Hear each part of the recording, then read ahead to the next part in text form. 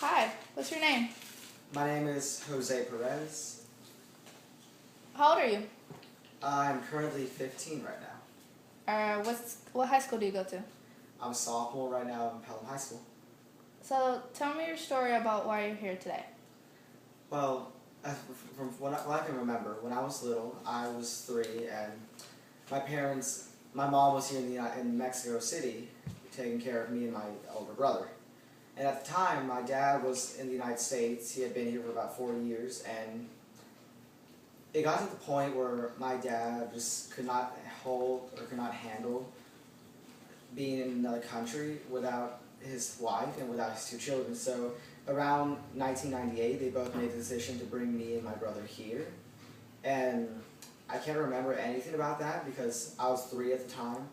But the one thing my parents never told me until about 3 years ago was when they were crossing El Rio Grande, which a lot of people, when they think about immigration, they don't notice that it's a very dangerous journey and that a lot of people die. It's horrible. But and then they were crossing this river, and it's not like a normal river. It's not like the Mississippi. It is a roaring beast that unfortunately takes lives from hundreds. So when we were crossing it, it was this crude line of sort of inflatables, and they would pull you from the other side.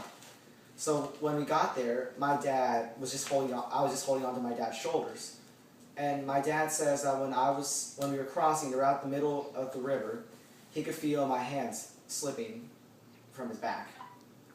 And now that I think about it, I think it's a God-sent miracle that I didn't slip from my dad's hands and end up like thousands of other children who die. And when I found that out, it really made me understand that I could have died. I could have not been here right now with you telling you this. After that, we got to Alabama, where a lot of my relatives lived.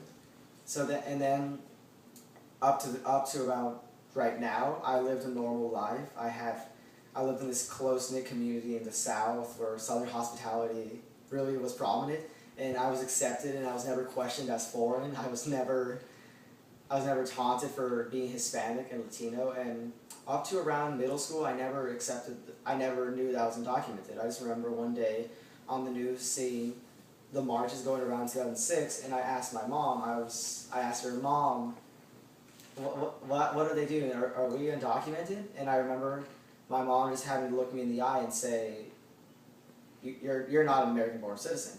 You're an undocumented citizen from Mexico.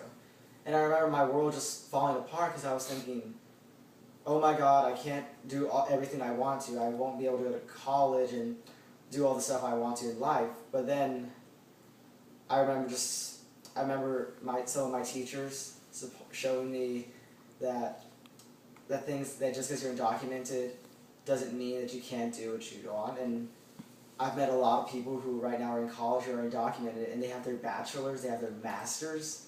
So it really helped me, and it makes me want to do more. It makes me want to try the best I can in high school, and that's me up to this point right now.